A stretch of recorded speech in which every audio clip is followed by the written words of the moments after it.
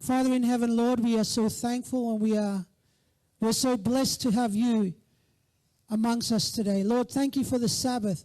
Thank you for this beautiful day you have given us, Lord.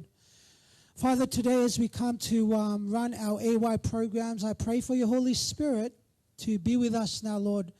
Bless us and help us, give us the information and help us to practice and put this into practice, Lord. Father, forgive us again for all our shortcomings. In your name we pray. Amen. Okay, so the first activity we're going to do is called Evaluate Your Lifestyle Quiz.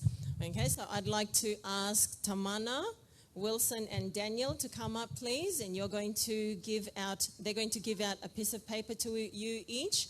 You also need a pen. If you don't have a pen, I've got some pencils here. So we're going to do this nice and quickly. And Anna. Quick. When you get your piece of paper, you need to fold it in half like this. Okay, fold it in half like that. Okay.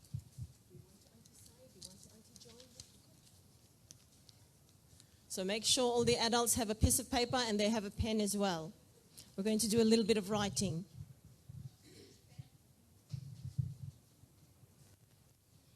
Okay, so once you've folded it in half, you need to write your numbers down the left-hand side.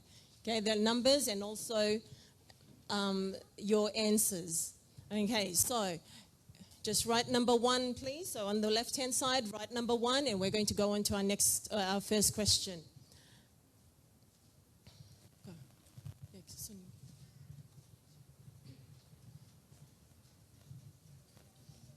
Okay, so on the left-hand side, that's where you're going to write your positive habits. So boys, when they're coming in, so make sure you're giving them the paper and pen, please. So this is all positive habits. So if you say yes to these things, the following things, you need to write 2 points for yourself. Okay, first question. I eat at least 3 pieces of fruit each day. So if you eat at least 3 pieces of fruit each day, you give yourself 2 points. So write number 1 and write number 2. If you eat less than 2 pieces of fruit, you only eat 1 or 2, you only give yourself 1 point. If you don't like fruit, you don't eat any fruit at all, you get a 0.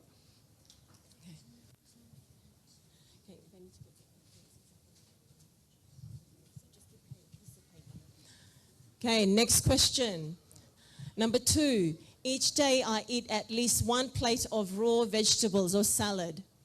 Okay, so each day, if you eat at least 1 plate of raw vegetables or salad, you give yourself another 2 points. So number 2, give yourself 2 points. If you don't eat raw vegetables or salad, okay, give yourself 0 points. Or if you eat it occasionally, that's just 1 point.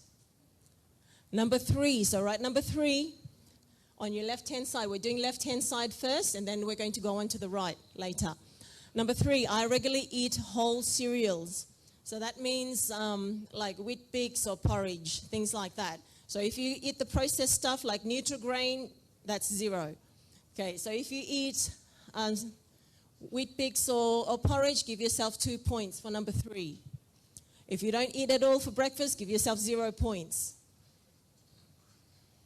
If you eat toast and it's white bread, you get 0 points. Now, number 4, I use olive seed or vegetable oil.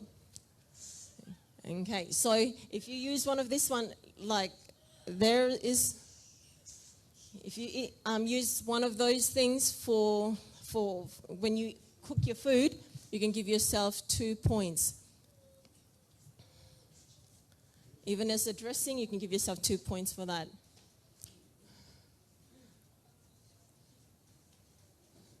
Now, number 5, I maintain a regular schedule of meals. So you need to be eating for breakfast, lunch, and dinner at the same time each day.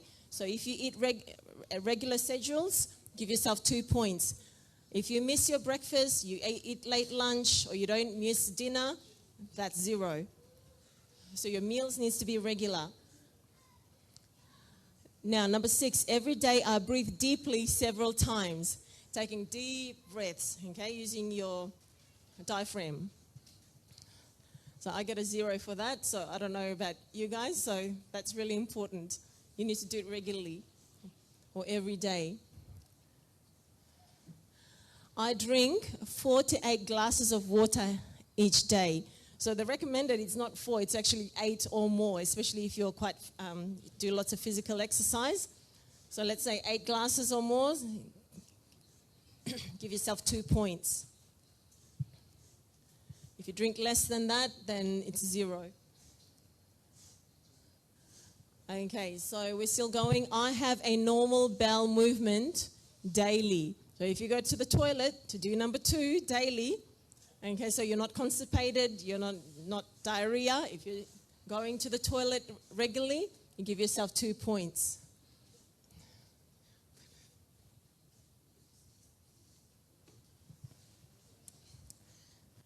Number 9, I spend at least 1/2 hour a day in open air. So about 30 minutes in open air, in fresh air, give yourself 2 points. If you lock yourself in the house most of the day, you get 0. Number 10, I try to go into the country at least once a week. In the country, that's a bit hard for us. So, yes. If you live in the city. Okay, yeah? Like country where there's lots of trees, lots and lots of trees and bush.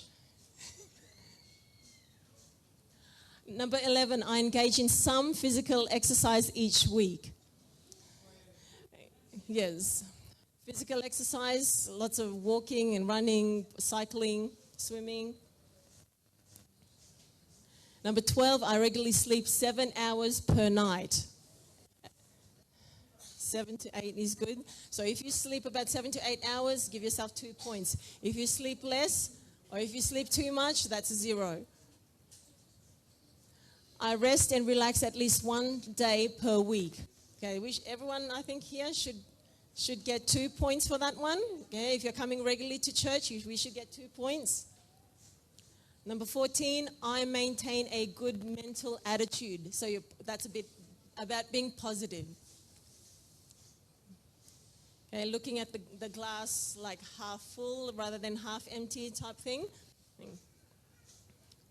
Okay, now what you need to do on your left-hand column, you need to add up all your points. Add up all your points and just write your points on the left-hand column there.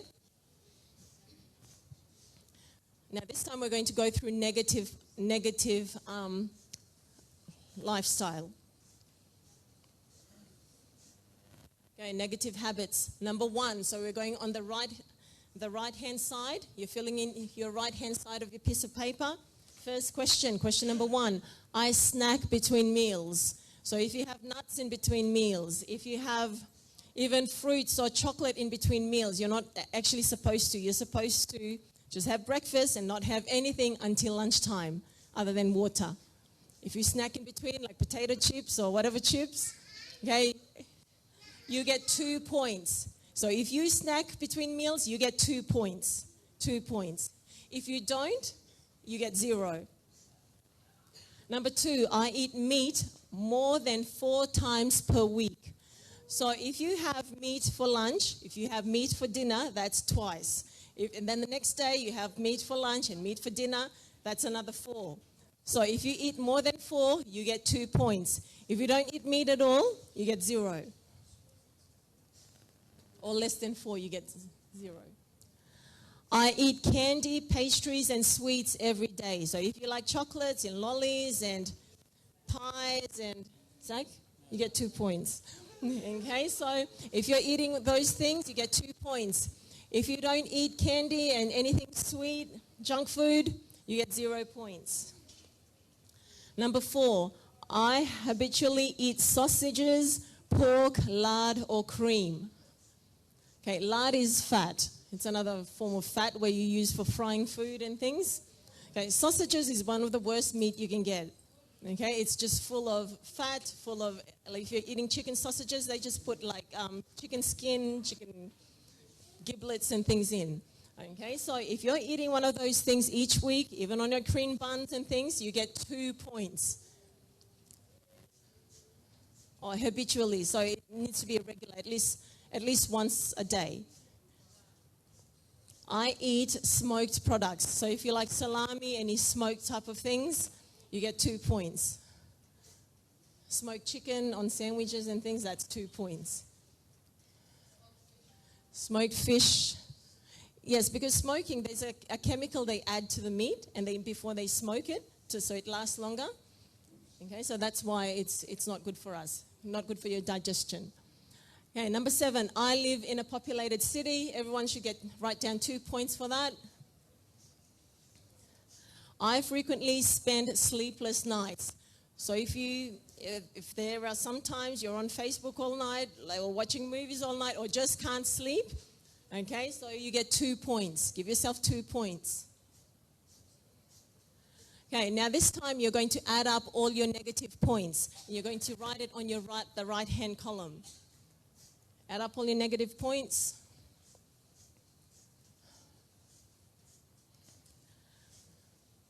Oh, no, we're still going with negative habits, sorry. Number 9, my work hours are quite irregular. Now, this is especially for nurses and things who work irregular shifts. So if you work from 9 to 5, that's okay. But however, like nurses and some other people who do day shifts and night shifts, you have to give yourself 2 points there. I smoke. I don't think that's any of us, so we should be giving ourselves 0 points here. Zach? No? Number 11, I smoke over 1 packet of cigarette each day. No, the 0 should be 0 for all of us. Number 12, I drink alcoholic beverages each week. Okay, so even a glass of beer or whatever a day. So I don't think there's any of us here. Okay, 13, I drink liquors. So if you're drinking whiskey, rum, vodka, I think it should be 0 for us. 14, I drink more than 2 cups of coffee each day. So, yeah, 2 cups of coffee each day. So you give yourself 2 points. Now, So once you've done your 14 questions, just total up your negative points, please. So write a total down the bottom. So you should have a total for the positive and a total for the negative.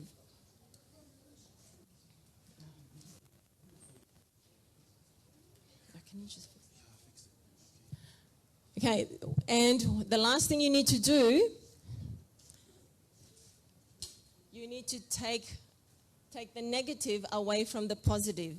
Okay, so take the numbers from your positive and take away your negative points. You should be left with a particular number. Now, some people may go down to a negative number. Okay, some may have a negative number for the answer. Okay, have we all done that? Yep. Okay. Now, put your hand up if you're negative 14 to negative 1. Between those numbers. Anna? No. Okay. Negative 10. Okay, so if you're negative 10, these are some suggestions. You urgently need to change your lifestyle. Your short-range expectancy is not good, and it won't be long until you suffer a serious illness, if you are not already undergoing one. Okay, so thank you, Auntie Joan, for being honest, because some people don't like to put their... Oh, negative 6, that's you as well, Auntie Avril. Okay, now, if you got a range between 0 and 13 points, anyone between 0 and 13, Auntie Seriana, you should seriously review some of your life habits, which are cutting down on your health and vitality.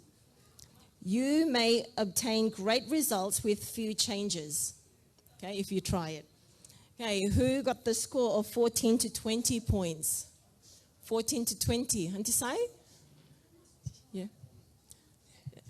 Shay, 14 to 20. You are doing everything quite well and are surely enjoying good health, but there are still several points where you may improve. Continue as you are doing and try to enrich your lifestyle with new healthful habits. Okay, maybe sleep more and take deep breaths.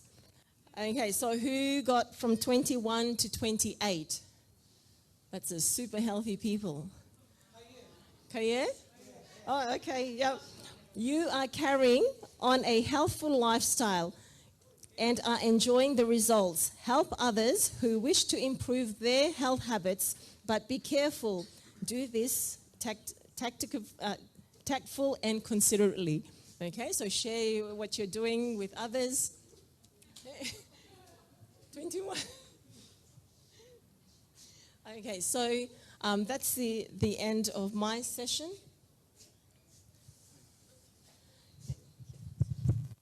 So I'm going to hand it over to Zach now. Thank you, Millie. All right, so we just have some facts on the screen, okay? So it says that sitting for more than 6 hours a day, it's just as bad as smoking a packet of cigarettes. So who's somebody that has a lifestyle where, you go to work or, you're at home, you're sitting down, okay? So you increase your risk of lung cancer by more than 50%. So that's just what it's based on a 14-year study of U.S. men and women, and it says that there's an early death correlated with sitting for more than 6 hours a day.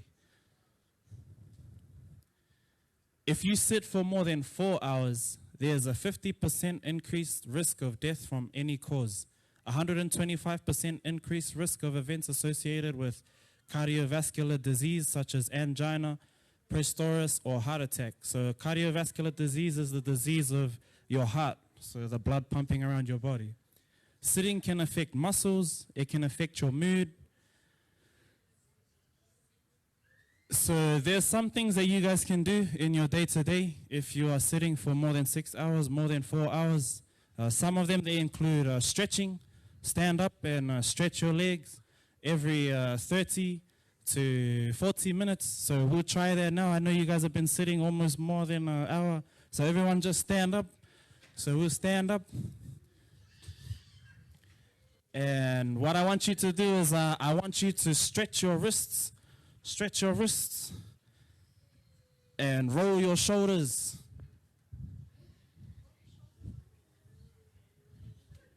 So clockwise and anti-clockwise. And also you can lift your feet. Lift your feet. Okay, very good. Everyone, you can sit down.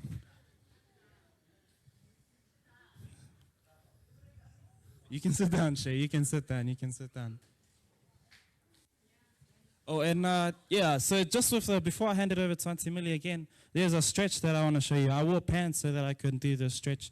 So if you are somebody that sits down for more than 6 hours, you shorten the muscle because you're not supposed to be.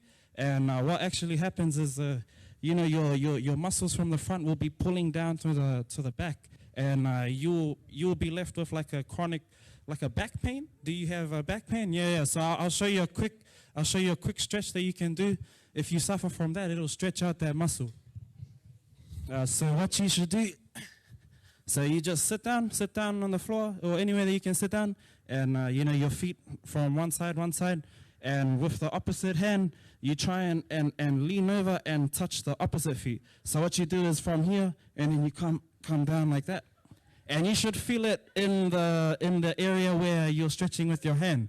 So if you try and do that each time, just try and stretch both sides. Yeah. So from the top. Yeah. So that'll be good for your back muscles. That's something that you can do as well if you've been sitting for a long time.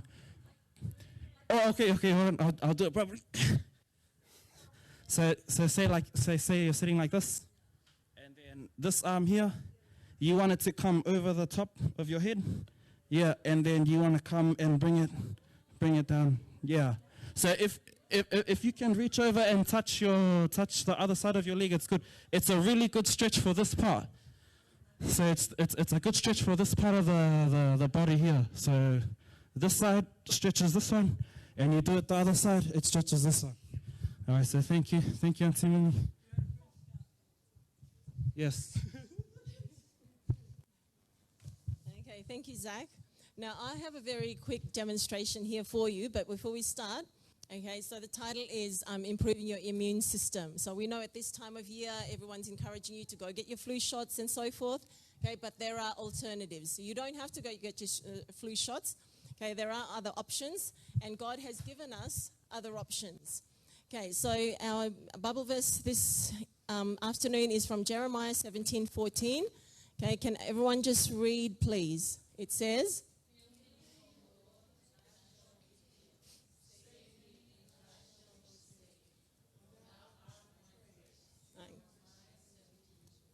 okay, thank you. Okay, so what I'm going to be doing today, I'm just going to quickly show you how to make nature's antibiotic tea. Okay, just to improve your immune system. Okay, because most people get a cold and flu at this time of year, and these are the ingredients up here. So you need 3 lemons. Okay, so the lemons already chopped up. Now, when you cut the lemons, just cut them as it is. You don't remove the skin. Okay, so there's lots and lots of benefits in the skin, and you just pop it straight into the whole. Yep, so pop it straight into your pot. The whole thing. That's 3 lemons already chopped up, and 1 grapefruit. There's the grapefruit that's already been chopped up, and again, the skin is left on. And also 1 orange. Again, skin left on.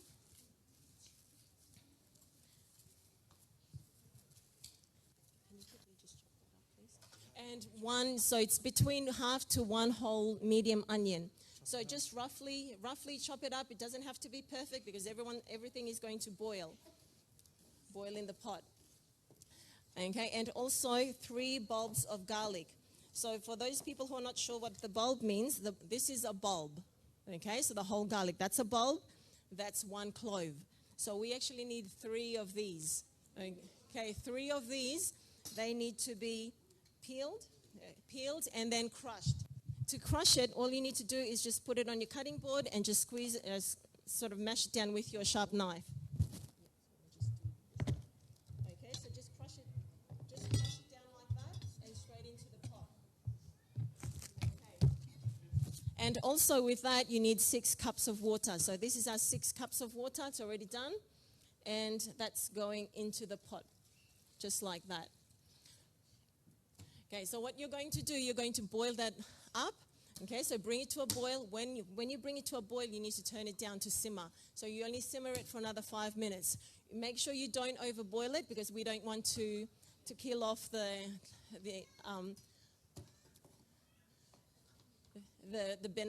all the good stuff in those things. Yeah, the nutrients and so forth.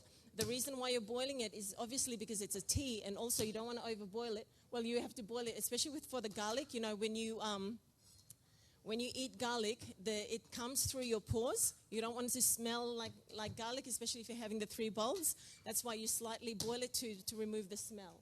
Okay, so once you've boiled it, just let it cool, strain it, and then you can drink it. Okay, so you can start drinking it now. You don't have to wait until you're sick. Okay, so those people with the high blood pressure, that's a really good drink for you as well because it's got the garlic, it's got the onion. Okay, give it to your children. And also when you serve it, so it's probably, you can serve it with honey as well. So it's a little bit nicer to eat. Okay. So there you go. So all these ingredients contain powerful medicinal compounds that we use for food. They all contain powerful plant compounds that fight infections and kill germs. Okay, so it's better to prevent. Prevention is always better than cure, isn't it? Okay, so that's it. That's your tea. So, and later on this afternoon, you are going to be tasting your tea. Okay, okay, so we're just going to give it to my assistant to start boiling it up. Okay, and yes.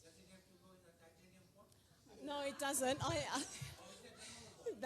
That's a normal pot. I didn't bring my salad master today. Yes, it's much better, but yes, I just brought that one today. Okay, so that's it for my session. And now we've got a special speaker. Our special speaker this afternoon is Shay from Mount Gravatt. Everyone knows Shay?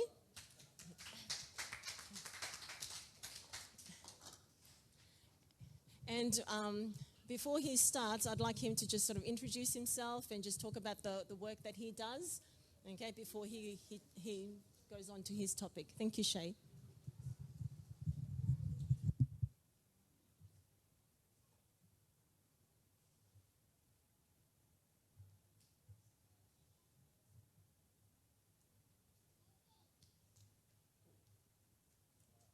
Afternoon, everyone. All right, so I'm going to tell you a little bit about myself before we get rolling with things. So I'm an exercise physiologist, so I've kind of put that definition of what I do up there on the screen, but essentially I'm trained to deliver safe interventions to a wide range of conditions, not only healthy populations, but a wide range of chronic conditions and injuries. So I encounter a number of different people within my work over time. So I'm going to cover a little bit of what I have done, what I've kind of seen currently, and what I'm doing currently for my job, and then I'm going to just relate that back to kind of our health message as a church.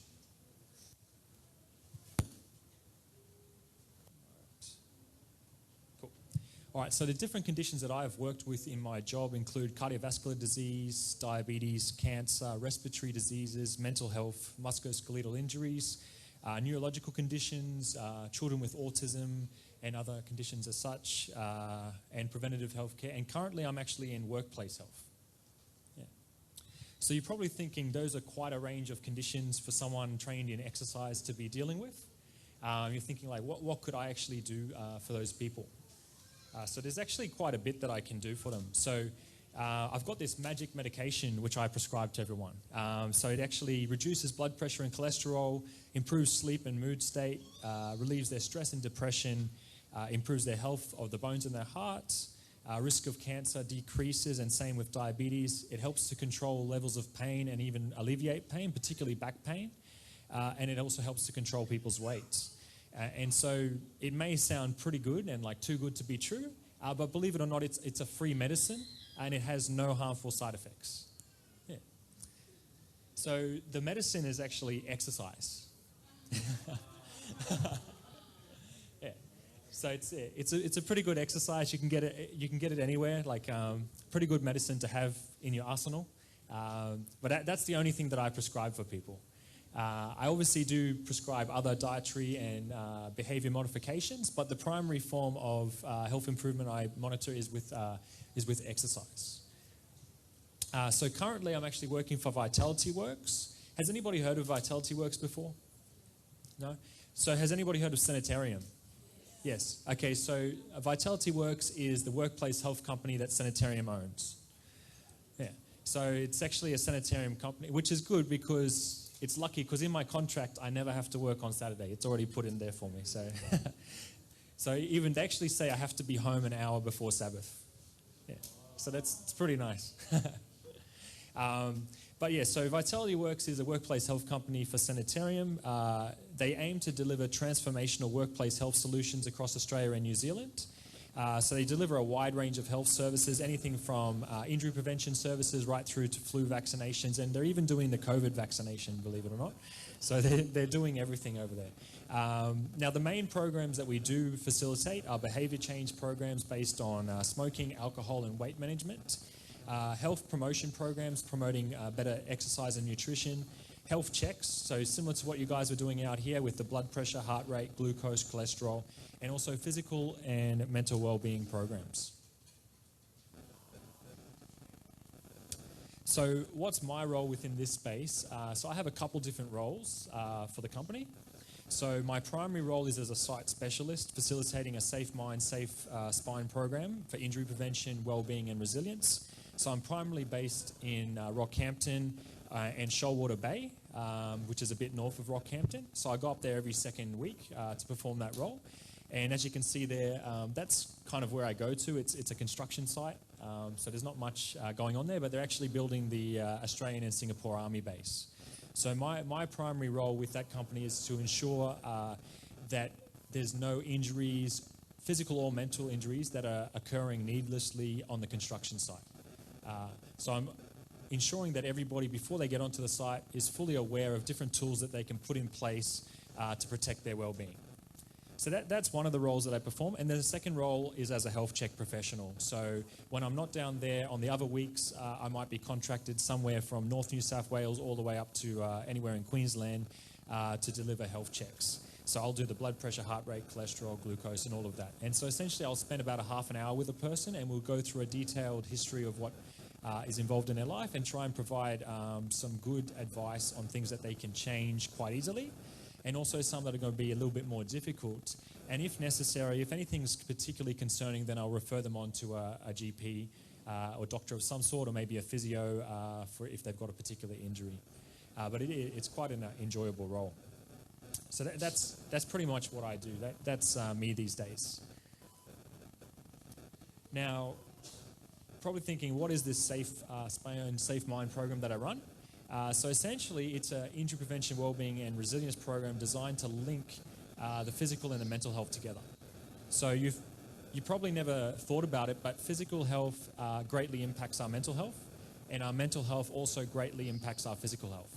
So if there's something that's affecting us physically, we're also usually going to be struggling mentally. For instance, if you've got an injury and it's causing you a lot of pain, you're not necessarily going to be in the best mental state, because it's going to be bothering you a lot. It's going to be affecting your ability to do different things. And it's the same on the other side of things. If you're struggling with something in your life, usually it's going to impact your physical ability and health as well, because, when you've got something on your mind, a lot of people don't like to go out and do exercise. They don't like to do the normal things that they would do on a day-to-day basis. Particularly those who are active, it actually affects in this way. Now, even more so if you're not active and you get a mental state, it's also going to impact you, because, if you don't like exercising to start with, and then you're struggling with something mentally, you're going to be like, all right, well, that's not what I want to think about right now, So there is quite a few links. I'm just going to show you one quick link that you can see between the two. So has anybody heard of, well, actually, before I say that question, this is something for everyone to you can call out answers to if you want. What do you think happens to the body when you're feeling stressed? Adrenaline? Yeah. What do you feel inside your body? Is anybody being stressed and you feel something inside the body? Mana? Heart beats fast. So that's correct. So your heart actually beats faster. And there's a few other things that you might notice. You might notice you get a bit short on breath because you're breathing quite quickly. You may even develop a bit of a cough if it's quite severe stress. And that's a lot to do with your breathing as well. And it's also because your chest will constrict a little bit. It's actually, the reason for this is the fight or flight response. So the body reacts in the same way to mental stress as it does to physical stress. So if you're going for a run, naturally your heart increases to get more oxygen to the body. And so just like that, when you're mentally stressed, the body is trying to prepare itself for a battle. So it senses that something is coming its way, and it's like, I've got to prepare myself for this. So it starts increasing the heart rate. And the main reason, as Zach said, is adrenaline. So adrenaline gets sent out of the brain down into the bloodstream. And once it gets into the bloodstream, it elevates the heart rate. And because the heart rate elevates, our breathing rate increases, because we need to get more oxygen into the body. And as we're getting more oxygen into the body and the heart rate's beating faster, the blood's traveling around quicker, which also means, just like if you turn on a tap quicker, what happens when you turn on the tap quicker? Does the pressure increase in the hose? Yeah. So the same with our blood pressure. If we're stressed and our heart rate's increased, our blood pressure also increases. So it's another follow-on effect. So if we're particularly stressed over a long period of time, we're going to have our blood pressure elevated over a long period of time. So mental stress is it has really bad effects on our physical health. Now, the good news about it is this is something in an acute situation. So not talking about long-term stress, although this can help in a long-term stress, but in an acute situation, we can actually reverse this effect as well. So you probably saw on the screen there when Millie was doing the different things, they said, how many of you do taking a deep breath during the day? So that's actually the way that you can acutely, in a situation, reduce your stress level. So if you're quite stressed about something, you're not thinking clearly, and you're breathing quickly, if you start taking in deep breaths, you get a lot more oxygen into the body, and it sends a signal up to the brain. Once that signal reaches the brain, it tells the body, all right, I can stop releasing that adrenaline. I'm not so stressed anymore. I want to relax. So once the adrenaline stops and we're getting more oxygen into the body, the heart rate decreases because it's getting enough oxygen to supply the muscles. And naturally, the blood pressure also decreases, and we feel a lot better, calmer, and more able to cope with things. So that's kind of the sort of content that I deliver in the Safe Mind portion of the program I work on. So it's pretty interesting, the links between our mental and physical health. I just wanted to touch on that just so you guys get an idea of what I do. Now, I do come across a number of different trends which I've seen, particularly in the health check side of things, but also in my injury prevention programs. So I'm just going to cover a few of these for you guys now. So some of the most common trends that I see is that about 50% of people I encounter struggle with weight. They also tend to struggle with sugar levels, having high glucose, putting them at a risk of diabetes. They often struggle with eating enough fruit and veggies. So I actually visited a town called Clunes, which is in northern New South Wales. And I was working with a road crew there. So they were building the road and I was doing their health checks. And I would say 70% of people weren't eating more than one serve of veggies or fruit a day. And that's total between the two. Majority of them were just eating meat with the odd serve of, like, maybe one piece of potato with their dinner or something, nothing significant. And then to top that off, they also weren't getting enough physical activity. So a lack of good nutrients plus a lack of activity. And that's pretty common. Now, I wouldn't say it's as common as that in every population, because I do find that certain populations you work with, it's definitely more common. And so particularly construction, road workers and that sort of stuff, I tend to find that because they have their early starts in the day, and they're often on the move early, they don't make their own food for lunch and whatnot. They just buy what they can at the shops and at the service stations and that sort of stuff. So it's often not healthy food. But that's not to say that we're exempt from that, because I would say the percentage is still fairly high in our general population. About 30% of these people, though, they also struggle with cholesterol levels and also blood pressure. Now, I found this in white-collar work as well. Oh, so is it white-collar, blue-collar? I'm confused. Yeah, white-collar. So like office workers. Office workers, they often struggle with their blood pressure particularly because, they're working long hours. Although it's not a physical job, they're quite stressed about meeting deadlines. So I have found that blood pressure is usually quite elevated. And that's why I put stress there as well, because I noticed that a similar percentage of people struggling with blood pressure also struggle with stress levels, because we often measure their stress on a scale of 1 to 10, and about 30% would be 7 out of 10 or higher, for a range of reasons. But as you've already seen, I mentioned that it has a big impact on our physical health, and some of the things that it can actually lead to prolonged stress is actually blood vessel damage, leading to increased high blood pressure over a period of time, increasing our risk of heart attacks and strokes. So it is quite a severe thing. Now, something kind of just interesting I popped in here, something I came across, which I found very strange.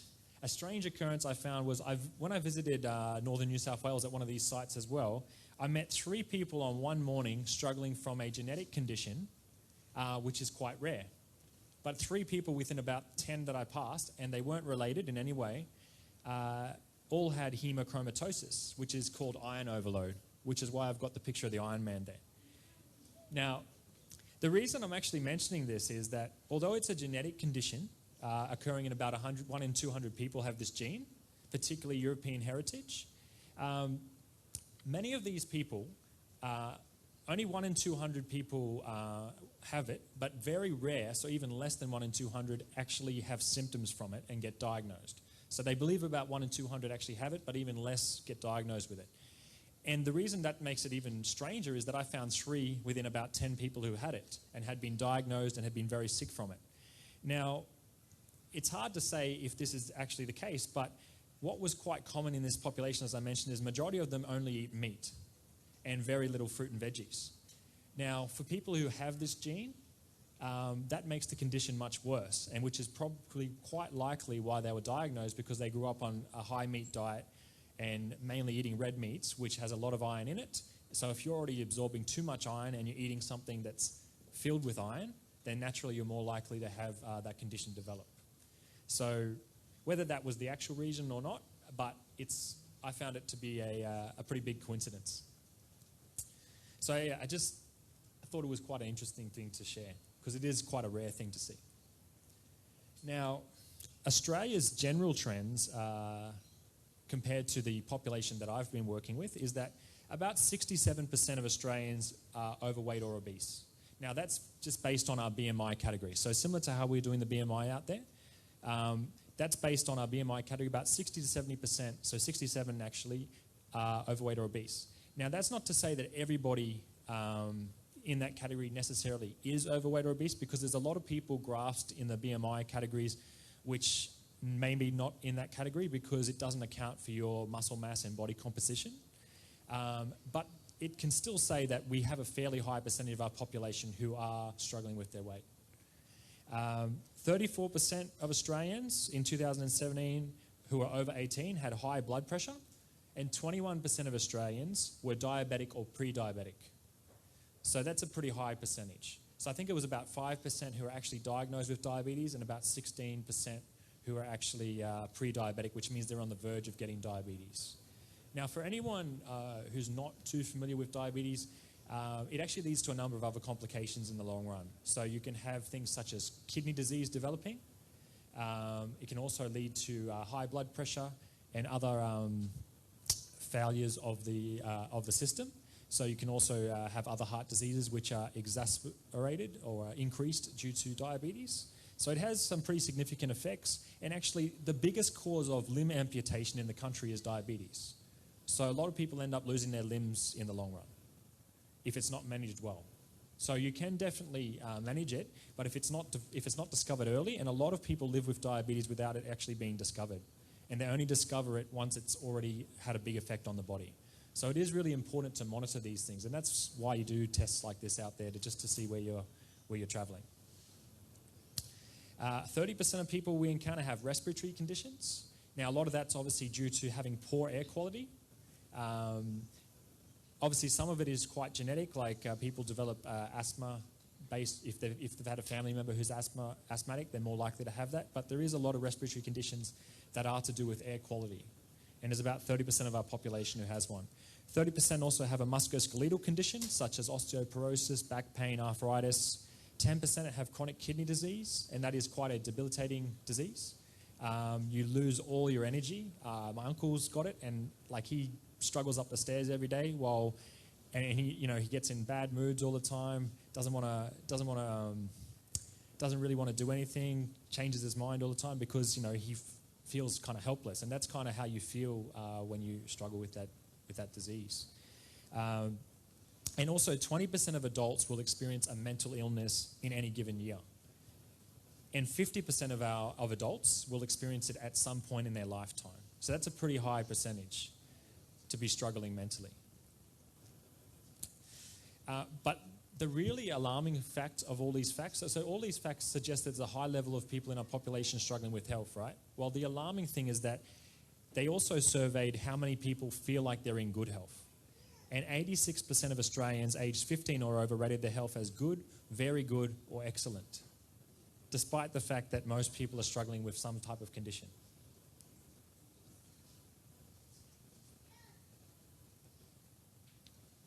So the question is, what can we do about this? Because 8 out of 10 of Australia's leading causes of deaths are impacted by our lifestyle. And 71% of deaths worldwide are from diseases that are considered to be preventable. And the major causes of these diseases are tobacco use, physical inactivity, unhealthy diets, and alcohol.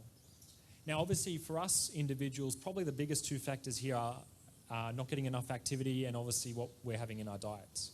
Because, tobacco use and alcohol shouldn't be an issue for us, right? But there is a lot we can actually do. Oh, wrong one. So the health message, the Adventist health message, are many of you familiar with the fact that it should be called the right arm of the gospel? Yeah? So in some places it is really thriving. So I know I was looking at the stats, and I think in Florida they bought about 18 to 20 new hospitals in the last year. So that's huge. We've only got one in Australia. But they bought 18 to 20 new ones. So they're really thriving in healthcare over there. Now, I want to make you aware of why this is the right arm of the gospel. There's a few reasons, but The Adventist Church officially formed on May 21st, 1863. Now, prior to this, they'd been just searching the scriptures to arrive at a proper understanding. So they spent about 5 years coming up with, I guess, what we now know to be fundamentals. And this is, that's how those beliefs became about. But 2 weeks after they officially formed the church, Ellen White received her first major health vision, and the one which has majority of the things that we still consider to be important, right? So the majority of these things later became something that society also considered important, while at the time there were things that were quite radical. So I'm going to share a few of these major points that she had in her vision. But I think it just shows the fact that it happened 2 weeks after they formed, says that God was waiting to get the message right, and then he was arming them with something they could use to spread that message further. So the major points of this first health vision were that the care of health is a religious duty. So I think we're all familiar with the verse, our body is a temple of God. And I think that is quite literal in that, we should be considering exactly what we pop into our body. Now, much disease is caused by breaking God's laws. That was another key point. So a lot of diseases we struggle with wouldn't be such a struggle if we were following the principles that are written in the Bible for eating and also for activity. The sin of intemperance. So we'll touch on that in a second, but if you're not sure what that is, it's really to do with self-control. Benefits of vegetarianism. I'm going to touch on that a little bit further too. Eating between meals. So Millie already spoke about that just before. Obviously, we really should have set eating times. So these were all part of her first health vision. And these were quite radical things at the time. Nobody was really preaching these sort of messages. The influence of thinking on our health. So they didn't know how severely your health could be affected by your mental state at this time. And obviously, just as I showed before, it has quite a big effect. The importance of teaching good health to others. So this is really our role. Given that we've been given this message from a young age, we should be demonstrating it in our lives and showing this to other people, because it's such a great avenue to bring people into the faith. And the importance of personal cleanliness. So do many of you know the story that many children died in the 1800s because doctors didn't wash their hands? They never washed their hands between touching the dead bodies and then going back in to deliver new babies. So this was quite a radical thing at the time. Now, there was someone who got this idea before it was given in the vision to Ellen White. But I think the thing you've got to remember at this time is that they didn't have access to Google. So she was given this by God. It wasn't something that was, around for her to find easily, because it didn't become in common practice until the 1870s. So that's something to remember whenever you hear people say that, this information, was around elsewhere. It may have been, but that doesn't mean she had access to it. So the health message. This is what our health message says on the Adventist World website. It says, Adventists are called upon one another to live as positive examples of God's love and care. And part of that example includes taking care of our health. We believe God calls us to care for our bodies, treating them with the respect a divine creation deserves. So gluttony, excess, even of something good. So we can even have too much of good things, right? And I'll say that's something I'm guilty of. Sometimes I really like fruits, and I'll sit there at night, I'll have a bowl of cherries, then I'll have half a melon, and then a couple of nectarines. So you can have too much of a good thing, but it can be detrimental to our health. So the idea is that healthy body, healthy mind equals a happy human, And our spiritual health really comes into that healthy mind. Now, more specifically, after this point in time when Ellen White had her first vision, she kind of outlined the health message a little bit more specifically, and these factors now became the New Start program. Yeah. So I'm not going to go into too much depth on these. We're just going to skim over them, but essentially New Start is about nutrition, exercise, water, sunlight, temperance, air, rest, and trust in God. And the idea is that all these things are a gift from God. This New Start or this health message is a gift from God who wants us to live life in its abundance. And when we benefit from such love, we should have a sense of gratitude for this and appreciation towards our Creator, which we want to share with others. So I'm not going to go into those individual things, so I think you've heard a lot of these things before. But what I am going to do is I'm going to show you some of the stats of the benefits that these things have on Adventist health specifically. And this is why we can actually have a major impact and why we're in this prime position. So there was an Adventist health study completed between 2001 and 2007 with 96,000 participants. And it found that the closer you were to being vegetarian, the less likely you were to have high cholesterol, diabetes, high blood pressure, and other metabolic diseases. So obviously not every Adventist is a meat eater, but the closer you were to being vegetarian, the better your health was, essentially. And also Adventist mortality studies, so looking at how long Adventists live for. There's a range of different studies, but they consistently found that Adventist lifestyle has a protective effect against cancer and other fatal diseases. Now, it's not to say that people didn't get cancer, but people who got cancer were less likely to die from cancer. And the stats are that Adventist men in the States were 40% lower on their rate of death from cancer and 21% lower on overall causes of death. So they lived much longer, essentially. And women had 24% lower rate of death from cancer and 9% overall mortality. Now, the difference between those two is purely from the fact that women generally live longer than men to start with, because they tend to be healthier. Now, on average, Adventists as a whole live 7 to 11 years longer than the North American population. So that's a pretty big difference. And they've actually found that Adventists actually are part of one of the blue zones in the world. So this is the last thing I'm going to touch on. There's 5 blue zones in the world. The Adventist community of Loma Linda, of about 9,000 people, they live about 10 years longer than all other people in California. And many of them live to 100. They actually interviewed a doctor who was 102, and he just stopped operating on people at 100. And he still reckoned that he could do it. He said, "Oh, my hands are still steady." Someone actually made the joke that I wonder if that's why the other communities aren't living as long, because the doctor was still operating at 100, but but I don't think that's the case. These guys were still going out and going for a walk for a mile each day. Like, they were still quite active. And the interesting thing, this is a personal thing that I discovered. First off, I'll say that the factors believed for this long life is vegetarianism, regular exercise, not drinking, not smoking. Those are the 4 biggest factors. I would put spiritual health in there as well, though, in a close-knit community, because that was one of the key factors they found in all blue zones. Now, the other thing I found is that, interestingly enough, if you looked at the average life expectancy of a male being 77 in America, and then multiply the number of Sabbaths an Adventist male would have had in 77 years, it ends up being about 11 years of time. So it's kind of interesting that they live about 10 years longer. So it's almost like each one of these rest days adds to the life. That's the man. That's it. That's man.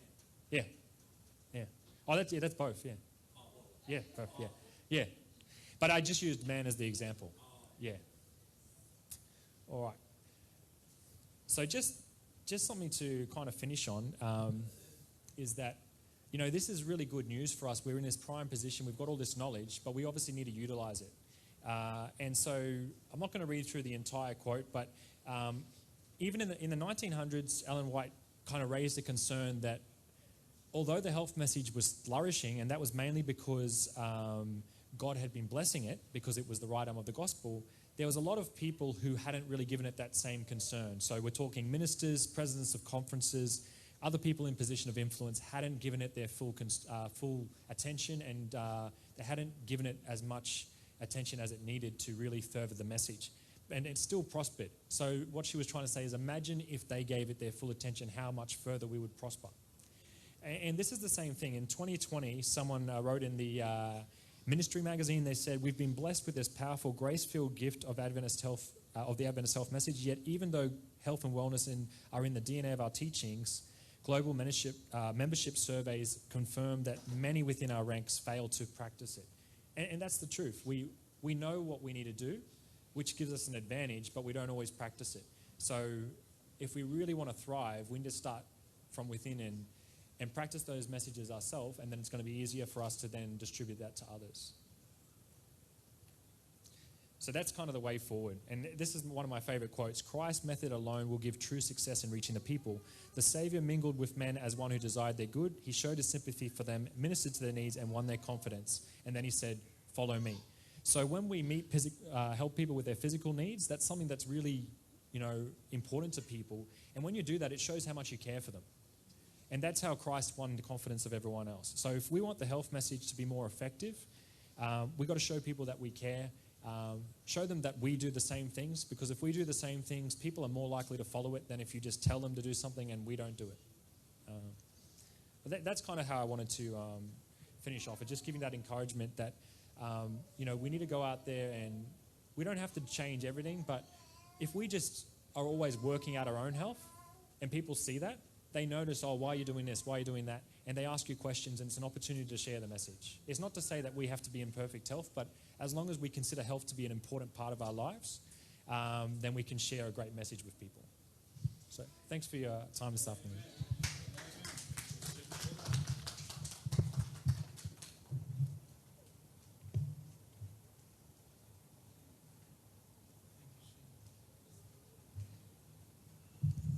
Thank you so much, Shay. Did everyone think this was a blessing for Shay to come? Okay. Yeah, he really opened my mind about what was happening outside of the church and in the church, and maybe some changes we can make in our lives. Okay, just some reminders before we close Sabbath. Tomorrow morning, if you are free, come along to our Mount Cootha walk.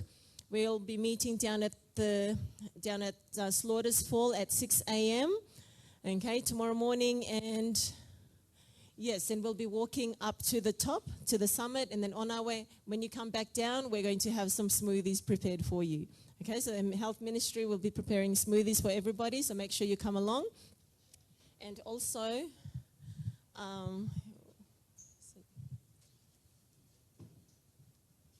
next Sunday afternoon at about 3 p.m., at Callanvale Park. So come along. We've got a group fitness happening there with a personal trainer. So come along. If you have any questions, how to improve your fitness and so forth, you can come to that. So that's 3 p.m. So 3 to 4 at 4 o'clock. Then you can play your touch.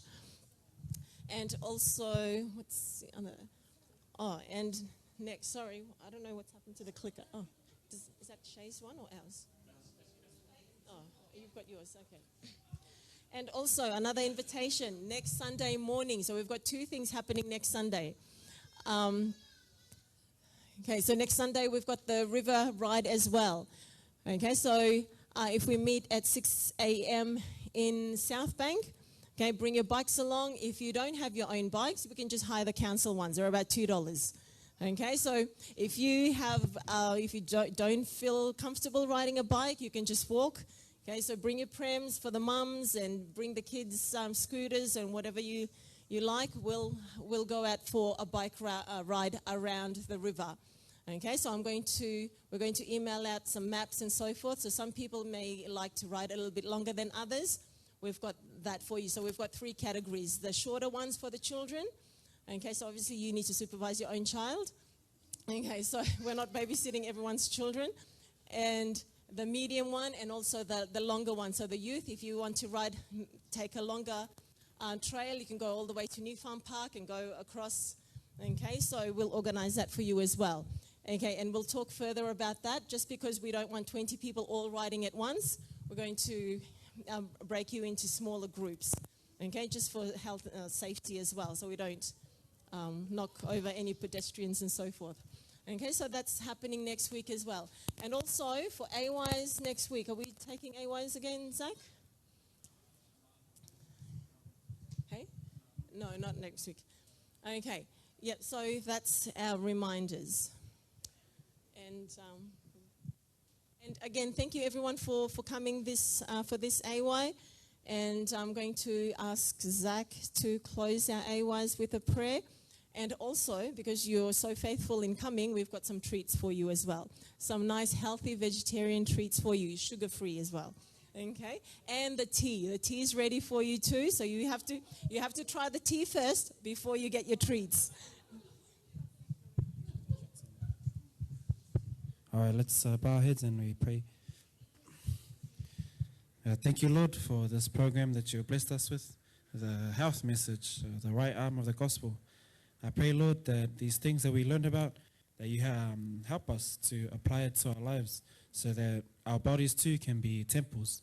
And then from there, we can witness to others and help others too. Be with us, Lord, as we go into our closing Sabbath program.